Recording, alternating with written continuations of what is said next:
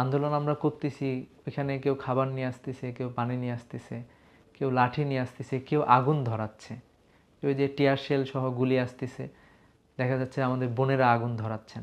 যেহেতু শেখ হাসিনা ওইখান থেকে হুকুম দিচ্ছে গণভবন থেকে যে আমাদেরকে গুলি করা, প্রয়োজনে আমরা ওইদিকে মুভ করতাম।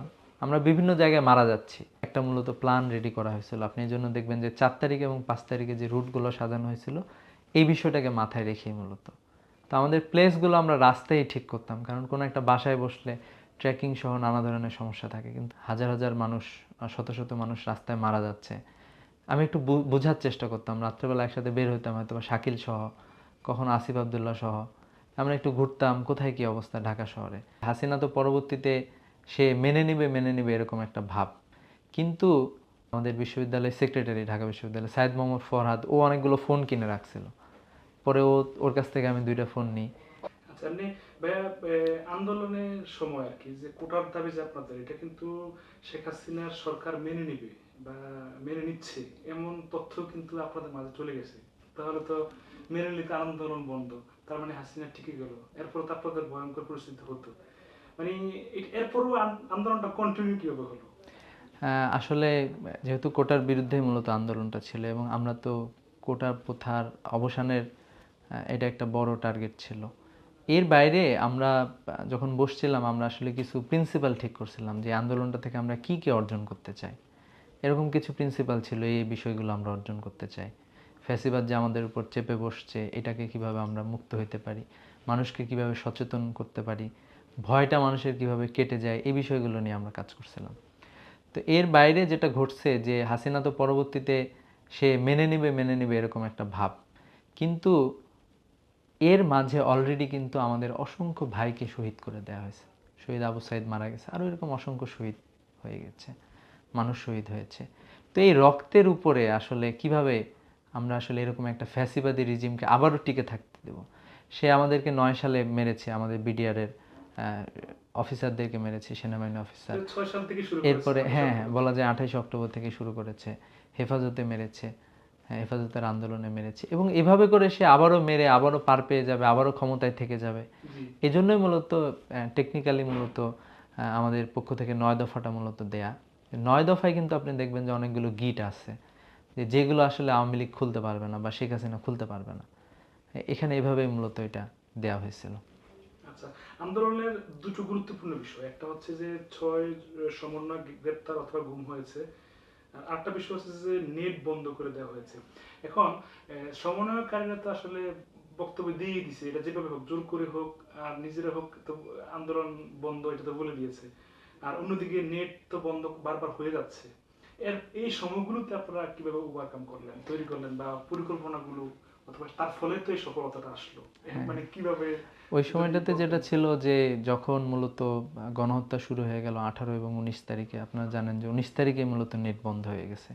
আমাদের যেই টার্গেটটা ছিল 19 তারিখে নেট বন্ধ হয়ে যাওয়ার পরে এর পরের দিনের কি কর্মসূচি, এটা যাতে আমরা সাধারণ মানুষের কাছে পৌঁছাইতে পারি। জি। তো যার ফলে কিন্তু আমরা এই যে 9 দফা এবং 9 দফা একজন সমন্বয়কের মাধ্যমে দেয়া, এরপরে হলো এটা হাউজে হাউজে পৌঁছায় দেয়া, এটা সাংবাদিকদেরকে মেসেজ দেয়া, ইত্যাদি ব্যাপারগুলো আমরা করেছিলাম, যে ইন্টারন্যাশনাল মিডিয়ায় পৌঁছায় দেয়া, এভাবে মূলত এটা জারি ছিল। নেটের সময় আপনারা কেমন ছিলেন বা ও কিভাবে আচ্ছা, আপনারা? নেট ওই সময় যখন চলে গেল, আসলে ওই সময়টাতে আমাদের যেটা ছিল যে ওই ডিসিশন মেকিংটা যেহেতু আমাদের হইতো, যে আমরা প্রতিদিন দেখা যাইতো যে 20 তারিখে আহ, আমরা যেমন যখন একসাথে বসি, তখন সাদিক কায়েম সহ আমরা 4-5 জন বসতাম। তা আমরা হলো যে কি কি আসছে পত্রিকাগুলো খুলতাম, খুলে দেখতাম যে কোথায় কি আছে নিউজ। দেখতাম যে আমাদের 9 দফাটা কোন পত্রিকা কিভাবে আসছে। তো সব পত্রিকা কিন্তু খুব হাইলাইটেড ওয়েতে এটা কাভার করতো না। তো এটা দেখার পরে আমরা ওখানে সিদ্ধান্ত নিতাম যে পরের দিনের কর্মসূচিটা আসলে কি হবে। তো ওইটা ঠিকঠাক করে ওইটা মূলত দেয়া হতো। এরপরে এই সময়টা তো আসলে খুব কঠিন ছিল, যেহেতু অনলাইন নাই এবং অফলাইনে আমাদের কমিউনিকেশন করতে হচ্ছে। আমাদের বিশ্ববিদ্যালয়ের সেক্রেটারি, ঢাকা বিশ্ববিদ্যালয় সাইদ মোহাম্মদ ফরহাদ, ও অনেকগুলো ফোন কিনে রাখছিল। পরে ওর কাছ থেকে আমি 2টা ফোন নিই। এভাবে করে আরও কিছু ফোন বিভিন্ন জায়গা থেকে সংগ্রহ করি। তো আমরা যেটা হতো যে রাত্রেবেলা আমরা বোঝার চেষ্টা করতাম যে মানুষের মনস্তত্ত্বটা কীরকম। নেট বন্ধ, হাজার হাজার মানুষ, শত শত মানুষ রাস্তায় মারা যাচ্ছে। আমি একটু বোঝার চেষ্টা করতাম, রাত্রেবেলা একসাথে বের হইতাম হয়তো বা শাকিল সহ, কখনো আসিফ আবদুল্লাহ সহ। আমরা একটু ঘুরতাম কোথায় কী অবস্থা, ঢাকা শহরে ফার্মগেটে কী অবস্থা, এরপরে নিউ মার্কেটের দিকের কী অবস্থা, গণভবনের আশপাশে কী অবস্থা। তো এইভাবে করে আমরা একটু দেখার চেষ্টা করতাম।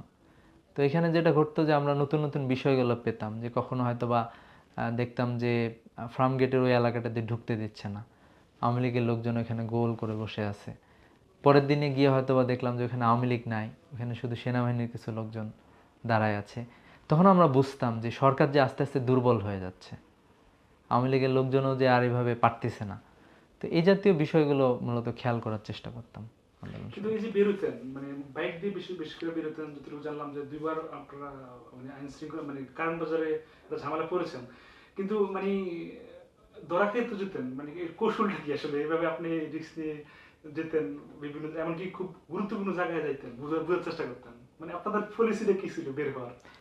যেহেতু হচ্ছে যে আমরা মানে দেখার চেষ্টা করতেছিলাম যে আসলে আমরা যেহেতু কর্মসূচিটা গ্রহণ করতেছি, মানুষের কি অবস্থা।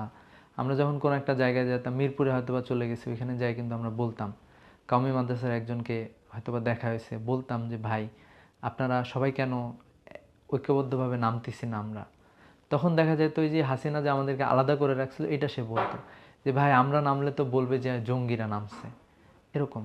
তো এইভাবে করে মূলত মানুষের কথা শোনাটা যেহেতু এই মুহূর্তে গুরুত্বপূর্ণ ছিল, যেহেতু আমরা ডিসিশন মেকিং করতেছি, জানাটা গুরুত্বপূর্ণ, পথঘাটের খোঁজখবর নেওয়াটা গুরুত্বপূর্ণ, মানুষ কি চিন্তা করতেছে, আন্দোলনের সাথে তারা শক্তিশালীভাবে আছে কিনা, আগামীতে যদি আমরা আরও কঠোর কর্মসূচি তারা থাকবে কিনা আমাদের সাথে, এই জাতীয় বিষয়গুলো ছিল। ছাত্রত্ব বা আন্দোলনকারীর থেকে বেরিয়ে অন্য ফোকাসে আপনি টোকাই সেজেছেন বা বিভিন্ন জায়গাতে গিয়েছেন, মানে এই ব্যাপারটাকে একটু বলা যায় কিনা, মানে কিভাবে কোনো স্মৃতি কোনো গল্প যদি বলতেন ঢাকা বিশ্ববিদ্যালয় বিভিন্ন কেন্দ্রিক সময় যখন নেট ছিল না।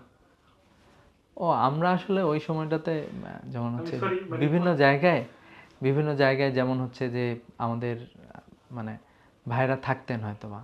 তো দেখা গেছে যে ওই সময়টাতে নেট যেহেতু নাই, সাধারণ মানুষের রাস্তায় খেলাধুলা করতেছেন, তো এরকম জায়গাটাতে তো আমরা চলে যাইতাম হয়তো বা খেলাধুলার পাশেই দাঁড়ায় আছি। কিন্তু বলছি যে 2-3টা জায়গায় যারা বিভিন্ন জায়গায় সমন্বয় করতেছিলেন, কেউ হয়তো বা মিরপুর এলাকায়, কেউ হয়তো বা রামপুরা এলাকায়, কেউ হয়তো বা যাত্রাবাড়ি এলাকায়, কেউ হয়তো বা ওই যে আপনার ধানমন্ডি কেন্দ্রিক। তো আমরা হয়তো বা ওইখানে ডাক দিতাম, খেলাধুলা করতেছি, ওইখানে হাঁটাহাঁটি করতাম এবং পরের দিনের কী কর্মসূচি হতে পারে, কিভাবে নামতে পারে, ওই এলাকার আন্দোলনটা কেমন হয়েছে। তো এই জাতীয় বিষয়গুলো মূলত ছিল আর কি, যে জাস্ট একসাথে সবাই একটু ঘোরা, একটু শোনা, একটা জায়গায় একত্রিত হওয়া। তো আমাদের প্লেসগুলো আমরা রাস্তায় ঠিক করতাম, কারণ কোনো একটা বাসায় বসলে ট্রেকিং সহ নানা ধরনের সমস্যা থাকে, কিন্তু রাস্তায় হইলে যেটা হয় ইজিলি হাঁটতেছি চলতেছি, কিছু মানুষ আছে কিছু মানুষ নাই, একটা দোকানের পাশে হয়তো বা চায়ের দোকানে অথবা অন্য কোনো একটা জায়গায় বসে আছি, তো পরের দিনের ইনস্ট্রাকশনটা দিয়ে দিচ্ছি, এই জাতীয় বিষয়গুলো আচ্ছা, মূলত এমনি ছিল। বিশেষ কোনো স্মৃতি বা মুহূর্ত বা রোমাঞ্চকর কোনো ঘটনা কি বলা যায় কিনা, গল্প যেগুলো মানুষ আসলে শুনতে চায়, আমাদের যারা অডিয়েন্স আছে বা আপনাকে যারা ভালোবাসেন? হ্যাঁ, আন্দোলনটা তো একদিনে হয় নাই, বা অনেক রকম গল্প আছে, আমি একটু একটু একটু করে বললাম আর কি। হ্যাঁ, হ্যাঁ। গল্প বলতে মানে এটা আসলে আন্দোলনে গিয়ে একটা অন্যরকম বড় পাওয়া হচ্ছে যে মানুষের ভালোবাসা বলতে পারেন। যে যখন যেদিন 4 তারিখে 4ই আগস্ট আমরা মূলত শাহবাগ থেকে শুরু করছিলাম, ওইখানে প্রথমেই আমরা যখন গিয়ে নামছি, জাস্ট আমরা কয়েকজন গিয়েছি। ওই সময় ছাত্রলীগ ভেতর থেকে গুলি করা শুরু করে আর কি। তো আমরা তো শহীদ হয়েছে। হ্যাঁ, আমরা তো ওই সময় আবার হচ্ছে পাল্টা তাদেরকে প্রতিরোধ করি। তো একটা সময় খবর আসে যে সায়েন্স ল্যাবে প্রচুর আহত হচ্ছে এবং ওখানে কয়েকজন মারা গিয়েছে। পরে আমরা প্রায় 700-800 জনের একটা মিছিল নিয়ে ওইখানে মূলত যাই। তো ওইখানে ধাওয়া পাল্টা ধাওয়া হয় অনেক সময়। তো এরপরে যেটা হয় যে আসলে প্রত্যেকটা জায়গায় প্রত্যেকটা মুহূর্তে যেটা আমাদের জন্য সবচেয়ে বড় পাওয়া, সেটা হচ্ছে যে আন্দোলন আমরা করতেছি, ওইখানে কেউ খাবার নিয়ে আসতেছে, কেউ পানি নিয়ে আসতেছে, কেউ লাঠি নিয়ে আসতেছে, কেউ আগুন ধরাচ্ছে। ওই যে টিয়ার শেল সহ গুলি আসতেছে, দেখা যাচ্ছে আমাদের বোনেরা আগুন ধরাচ্ছেন। তো আমরা হয়তো বা টিয়ার শেল খেয়ে দৌড়ে দৌড়ে এসে ওখানে ঘ্রাণ নিচ্ছি, কোনো রকম মানে শ্বাস নেওয়ার চেষ্টা করতেছি, আবারও চলে যাচ্ছে ওইদিকে। তো এই যে একটা ইউনিটি, ঠিক আছে, এবং হচ্ছে আগুন ধরানোর ব্যবস্থা করা, বোনেরা হয়তো বা পেস্ট নিয়ে আছেন। তো এই জাতীয় ব্যাপারগুলো ছিল যে ওই একটা যে ভ্রাতৃত্ব ছিল সবার মাঝে ওই সময়, একজন আরেকজনকে সহযোগিতা করা, কেউ হয়তো একটু আহত হলে তাকে ধরা এবং হাসপাতালে নিয়ে যাওয়া, আবার হলো ওইখানে থাকা। তো এই জাতীয় জায়গাগুলো আসলে মানে খুবই টাচি ছিল বলতে পারেন। আচ্ছা, 5ই আগস্ট মানে কোথায় কিভাবে ছিলেন, বা কিভাবে মানে ঢাকা বিশ্ববিদ্যালয় শাহবাগ এলাকাটা মুক্ত হলো? এটা সবচেয়ে মানে ভয়ঙ্কর জায়গাটা ছিল ওটাই। সব জায়গাতে মোটামুটি ঢাকা শহর দখল হয়ে গেছে আন্দোলনকারীদের, কিন্তু শাহবাগটা একটু বেকায়দা ছিল। শাহবাগে যেটা ছিল যে ওই দিন তো আমরা একবারে সকাল সকাল গিয়েছিলাম, তো শাহবাগ থেকে বাংলা মোটরের দিকে যে রাস্তা, এই রাস্তায় যখন গিয়ে দাঁড়াইলাম সকালবেলা, তখন আমরা মাত্র 10-12 জন আসছি। তো এই সময়টাতে যেটা ঘটলো যে আমি আবার ওইখান থেকে পরে একটু ঘোরাঘুরি করলাম যে আশপাশে কোথায় কোথায় কারা কারা নামছে। তো দেখলাম হাতিরপুলের দিকে কিছু মানুষ আছে, কাটাবনের দিকে কিছু মানুষ আছে, অল্প কিছু মানুষ। এরপরে সায়েন্স ল্যাবের দিকে আবারও গেলাম, ওই দিকে দেখলাম যে ওইখানেও কিছু মানুষজন আছে। তো এইভাবে করে আমরা যেটা করলাম যে এই যে ছিটিয়ে থাকা বিভিন্ন মানুষ, এদেরকে হচ্ছে আমরা একসাথে একত্রিত করে ওই যে পিজির পেছনে যে গলি আছে, তো ওই গলিটাতে মূলত আমরা প্রায় 3-4 হাজার মানুষ ওইটাতে মূলত একত্রিত হইলাম। তো এই বিভিন্ন জায়গা থেকে সবাইকে নিয়ে আসা এবং একটা সময় গিয়ে ওই ছেড়ে দেয় এবং হচ্ছে আমরা তো পরে শাহবাগের দিকে চলে যাই এবং প্রতিমধ্যে শাহবাগ দখল হয় এবং হচ্ছে যে ঘোষণা আসে যে কিছুক্ষণের মধ্যেই সেনাপ্রধান বক্তব্য দেবেন, এরকম ব্যাপারগুলো। আচ্ছা, এই এই বিষয়ে আপনাদের প্রতি মানুষের একটা অভিমান আছে যে আপনারা গণভবন অভিমুখে গিয়েছেন, হাসিনাকে তাড়িয়েছেন, বঙ্গভবনের দিকে কেন গেলেন না, বা চুপ্পু কেন এখনো এই বাংলাদেশে? এটা নিয়ে মানুষের একটা অভিমান আছে। আচ্ছা, মানে আমরা বিশেষ করে আমি যখন মানে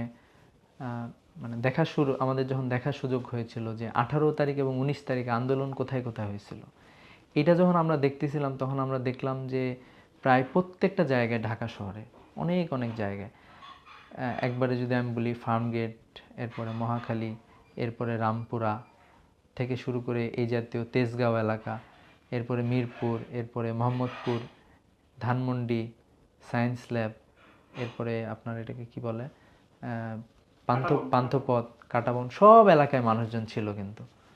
তো ঠিক পরের দিন আমার মাথায় ঢুকলো এটা যে এত এত মানুষ রাস্তায় নামছে, প্রত্যেকটা জায়গায় হাজার হাজার মানুষ নামছে, কিন্তু সব জায়গায় আমাদের কেউ না কেউ তো ছিল, কিন্তু আমাদের কোনো ডিরেকশন ছিল না যে আপনার এদিকে যান অথবা ওইদিকে যান। ওই দিন হ্যাঁ, ওই দিন 18 এবং 19 তারিখ হাজার হাজার মানুষ নামছে। আমরা নামে কি করব, কোথায় যাব? আমরা নামছি, আমাদেরকে গুলি করে মারতেছে, ব্যাপারটা ছিল এরকম। তো ওই সময়টাতে যেটা ঘটছে যে ওই সময় আমার মাথায় একটা বিষয় আসে, যেটা হলো যে আমরা তো চাইলে কোনো একটা দিকে মুভ করতে পারতাম, ক্রাউডটাকে একত্রিত করতে পারতাম, এটা হইতে পারতো কোনো একটা দিকে। যেহেতু শেখ হাসিনা ওইখান থেকে হুকুম দিচ্ছে গণভবন থেকে যে আমাদেরকে গুলি করা, প্রয়োজনে আমরা ওইদিকে মুভ করতাম, আমরা বিভিন্ন জায়গায় মারা যাচ্ছি, ঠিক আছে, এরকম ব্যাপারগুলো ছিল। তো এই জন্য ওই জায়গায় একটা মূলত প্ল্যান রেডি করা হয়েছিল। আপনি এই জন্য দেখবেন যে 4 তারিখ এবং 5 তারিখে যে রুটগুলো সাজানো হয়েছিল, এই বিষয়টাকে মাথায় রেখেই মূলত সার্কেল করে। তো না, ওখানে যেটা বললাম যে বঙ্গভবনে আপনারা মানে যেতে পারতেন তো, মানে ওটা কেন হ্যাঁ হ্যাঁ করলেন না? হ্যাঁ, যাওয়া হয়তো বা সুযোগ ছিল, কিন্তু আসলে বাংলাদেশের মানুষ যেহেতু হাসিনা চলে গেছে, এরপরে আসলে নতুন অনেক বিষয় মাথায় চলে আসছে, নতুন সরকার, নতুন বিষয়গুলো, যার ফলে ওইদিকে আর যাওয়া হয় নাই। তো চাইলে আসলে প্রথম দিকেও করা যাইতো, কিন্তু আসলে যাই হোক।